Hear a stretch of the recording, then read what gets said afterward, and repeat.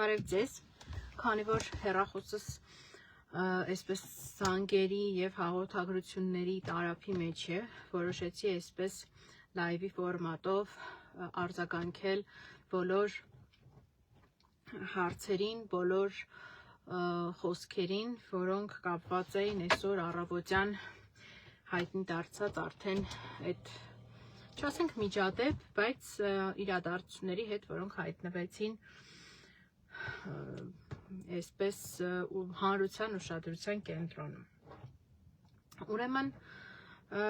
երևի թե սկսենք նրանից, թե ով է մայրիկս, ինչու է որոշել իր կարծիքը արտահայտել, չնայած որ հանրությանը արդեն պարզ է, և ինչ ցնցումների մեջ ընկավ իշխանությունը մայրիկիս կարծիքը հրապարակային և անվրդով կերպով արտահայտելու հետևանքով և անցնենք առաջ։ Ուրեմն գաղտնիք չէ, որ մեր ընտանիքից շատերը բժիշկներ են, ինչպես մայրս, քեռիս, եղբայրս, քեռուս աղջիկները, մյուսն, այսինքն ես հպարտությամբ կարող եմ նշել, որ վաստակաշատ բժիշկների ընտանիքից եմ, նաև վաստակաշատ պրոֆեսոր Յոլյանի ժառանգներից եմ։ Եվ մայրիկս ևս բժշկուհի է, շուրջ 3-11-ից ավելի փորձով, մանկաբարձ գինեկոլոգ, բժշկական գիտությունների թեկնածու և իր ձեռքով լույս աշխարհ են եկել հազարավոր երեխաներ իր բարեխիղճ աշխատանքի արդյունքում շուրջ 20 տարի Քանաքեռ Զեյթուն վարչական շրջանի պոլիկլինիկայում իր հսկողության ներքո գտնվող որևէ հղի փառք Տիրոջը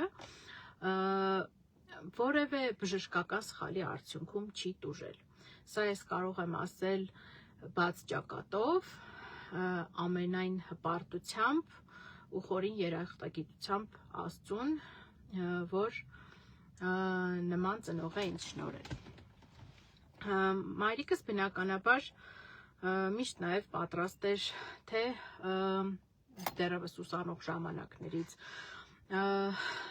օգնել հայրենակիցներին ու այն 88 թվականի երկրաշարժի օրերին սանիտար աշխատելուց մինչև պատերազմի օրերին բուժքույր աշխատելուց մինչև 90-ականներին,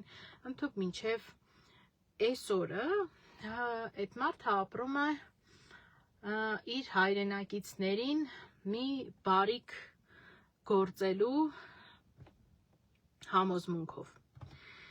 Ու մի քիչ առաջ եմ ընկնում, իհարկե հակադարձելով այս օրերին, չգիտես որտեղից էսի պատասխանեց իրադրության առողջապահության նախարարի այդ չգիտես որտեղից հայտնված հարցադրումներին հռետորական, թե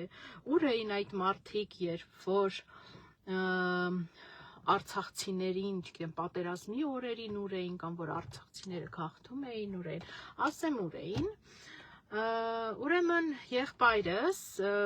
Քելբաջարի Քարվաճառի զորամասում էր և Քարվաճառի զորամասի բժիշկն էր Էդուարդ Արամի Սողոյան։ Կարող եք նաև, եթե այնտեղ ծառայվածներ կան, հարցնեք, թե օրինակ քանիսի կյանքն են փրկվել եղբորս ջանքերով։ Ուր էր մայրիկս այդ օրերին։ Մայրիկս երբ որ գաղթում էին կամ բան են անում, մայրիկս իր կարողացածի առավելագույնի չափով և նյութապես և հոգեբանորեն և իր կարողությունների բերումով ամեն օր առ-այսօր է շարունակում օգնել արցախցիներին, իրենց աշխատանքի տեղավորելով,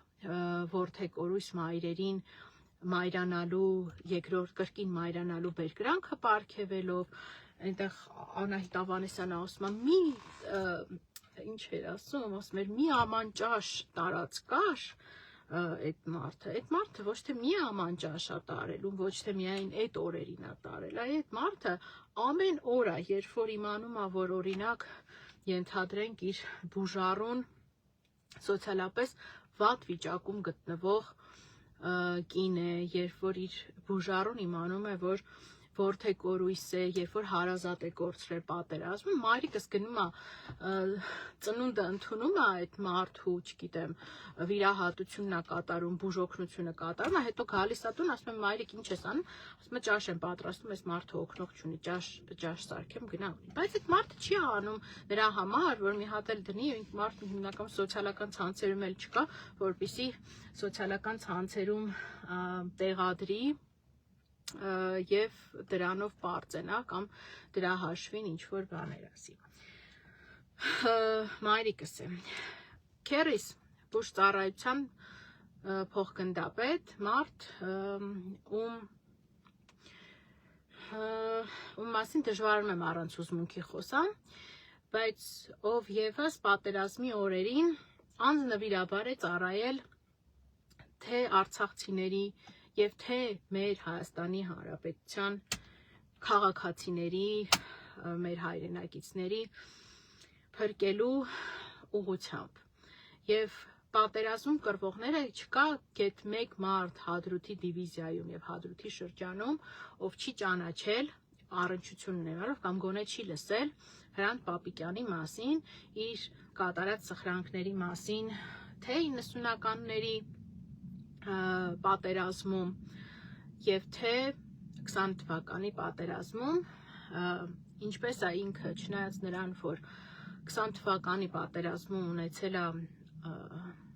փոխգնդապետի ուսադիրներ, մի վայրկյան չվարանելով անձամբ գնացել փրկության եւ բուժօգնության կանչի ահազանգերի հետևից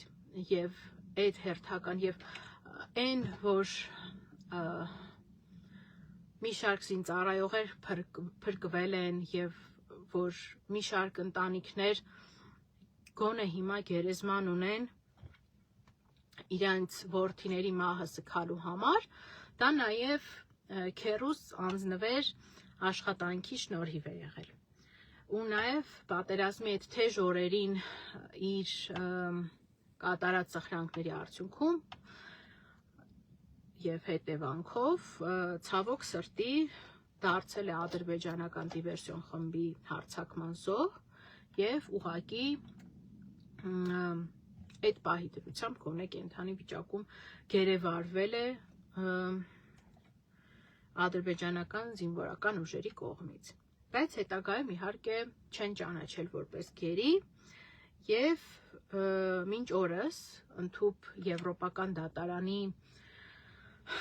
ուժի մեջ գտնվող որոշման ներքո համարվում է որպես բռնի անհետացած։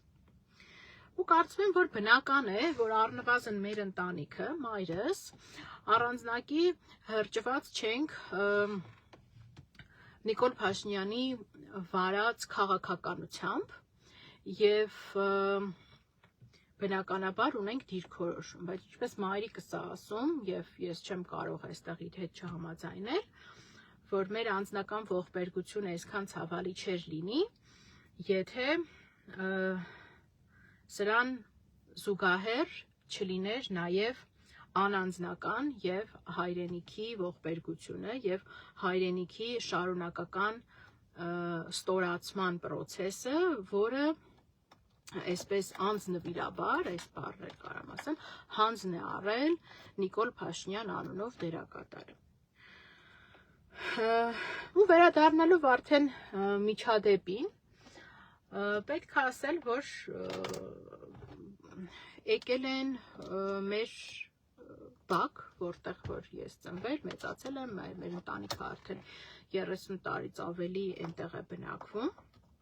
Եվ մայրիկս տեսնելով, որ եկել են քարոզարշավ իրականացնելու, այս քարոզարշավը ոչ միայն, այսպես ասած, քարոզը անելու եւ միակողմանի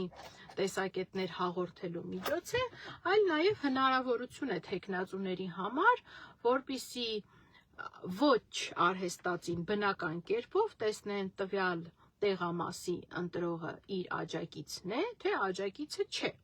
Իսկ լսեն նրանց հոգսերը, մտահոգությունները եւ եթե օրինակ տարբերություն կա հայտարարված հավաքի միջև, որտեղ որ ենթադրվում է, որ միայն համակիրներն են հավաքվում, ապա մարդկանց դռան մոտ հասնող քարոզչությունը կարող է, պետք է եւ բնական է, որ պետք է հանդիպի նաեւ հակառակ կարծիքի եւ անկեղծ կարծիքի, թե ինչ են մարդիկ մտածում իրենց մասին։ Այն ինչը որ ասել է մայրիկս, կարծում եմ բոլորը տեսել եք, դա կրկնելու անհրաժեշտություն չկա, հայտնել է իր կարծիքը, որը բնականաբար առաջացրել է այն ցնցումները, այն ճղճղոցը, ինչը որ առաջացրել է։ Այս պարագայում ինձ շատ են հիմա զանգում հարցնում, բա իրավական պրոցես սկսելու եք, չեք սկսելու, այդ ինչ խոսելու ձևեր եւ այլն։ Պատասխանեմ շատ պարզ եւ հստակ։ Ես ինքս ունենալով 2 բարձրագույն իրավաբանական կրթություն, չեմ պատրաստվում մտնել այն Նիկոլ Փաշինյանական իրավաբանության մեջ, որտեղ կոնկրետ քաղաքական ուժին ուղղված քննադատությունը եւ դրանով պայմանավորված էլ նաեւ օրինակ հակադարձ խոսքը, բացառապես օրինակ քաղաքական վերակատարներին ուղղված բաներն են, որակելու եմ որպես ատելության խոսք եւ հատկանիշով պաշտպանված, այսինքն սահմանադրությամբ երաշխավորված հատկանիշով ատելության խոսք։ Ես այստեղ ոչ որևէ գործողության մեջ քրեա իրավական տար չեմ տեսնում, առնվազն մայրիկիս դեմ ուղղված։ Կարող է քննարկման առարկա դառնալ, թե արդյոք հետո, թե անմիջապես այդ միջադեպին հաջորդող ժամանակահատվածում, երբ որ Նիկոլ Փաշինյանը սկսեց խոսել արցախցիների մասին, նրանց փախած լինելու, չէ՞ որ մասկաներով պտտվելու եւ այլնի մասին, կարող է դա ներազգային թշնամանքի տարեր պարունակել։ Ես այդտեղ չեմ խորանում, բայց ինչը վերաբերում է մայրիկիս եւ Նիկոլ Փաշինյանի միջև տեղի ունեցած այդ բանավեճին, այդտեղ քրեա իրավական տար արկա չէ։ Եւ զուտ իմ այսպես ասած սպորտային հետաքրքրությունը բավարարելու համար, որ այ տեսեք, եթե դուք գնում եք այն մի մեկնաբանություն գրող կնոջը ձերբակալում եք ատելության խոսքի համար, բա այստեղ ինչու օրինակ Նիկոլ Փաշինյանի չեք։ Ես այդ աբսուրդի թատրոնի ժամանակ եւ ռեսուրս եւ նյարդեր տրամադրելու ցանկություն չունեմ, որովհետեւ համոզմունք էլ չունեմ, որ առհասարակ այս տեսակ խոսույթները պետքա քրեական հետապնդման ենթարկվեն։ Դա իմ համոզմունքն է եղել, որը ես արտահայտել եմ մինչև այս միջադեպը հիմա եւ կարծում դրանից հետո եւս։ Ինչ վերաբերում է նաեւ այն նույն կարող էր ասում են, բա մայրիկի թևից է քաշել եւ այլն, ես այստեղ էլ քրեական տար չեմ տեսնում, ինչպես եւ չէի տեսել որևէ օրինակ քրեական տար երկվորյակ Մինասյան եղբայրների ձերբակալման արդյունքում, որի մասին եւս արտահայտվել եմ։ Այսինքն ես ունեմ այդ համոզմունքը, որ իրավաբանական համայնքը եւ առաջին հերթին ես էլ իմ անունից չպիտի լեգիտիմացնենք այս իրավաբանության գահավիժումը դեպի աբսուրդության այդ անդունդ։ Եվ հետեւաբար նման գործընթացներ առնվազն իմ կողմից չեն նախաձեռնվելու։ Չեն նախաձեռնվելու նաեւ պատասխան օրինակ քաղաքացիական հայցեր զրպարտության եւ վիրավորանքի մասով, որովհետեւ ինչ ասեց էլի Նիկոլ Փաշինյանը ի պատասխան մայրիկիս այդ դիտարկումներին, կարծիքին, որ ինքը հայրենիքի դավաճան է եւ ինքը այսինքն իր պատճառով կորցրել է եւ իր հայրենիքը եւ իր ուրախությունը, սկսեց ասել, չգիտեմ, ռոբին եմ նստածնելու, քո տերերին եմ սատկացնելու եւ այլն, հետո նաեւ երբ որ ասցին Վահե Մակարյանը կարծեմ հարց է տվել կնոջ ինչու եք սպառնալիքներ հում, հստակեցրել է իր դիրքորոշումը, այսպիսի մի զրպարտություն անում, որ ես ոչ թե սպառնացել եմ անձամբ այդ կնոջը, այլ ես սպառնացել եմ իր տերերին, իհարկե գայթակղությունը էլի մեծ է այդ տերերի մասով հակադարձում տալու, բայց կսահմանափակվեմ ասելով, որ մայրիկս բավականաչափ ինքնիշխան է, ի տարբերություն իր գործողություններում, ի տարբերություն ոմանց, եւ այս պարագայում էլ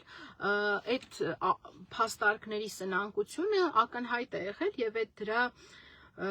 այսպես ասած վճիռը հանրությունը ինքը օբյեկտիվորեն նայելով այդ իրադրությունը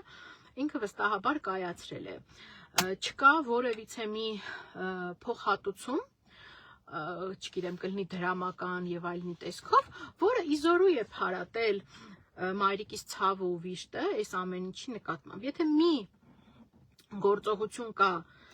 ավելի ճիշտ երկու գործողություն էլի, որը կարող է փարատել օրինակ մեր ընտանիք եւ մասնավորապես Արփինեի ցավը այս իրադրության հետ կապված, այդ առաջին իր հրաժարականն է եւ երկրորդ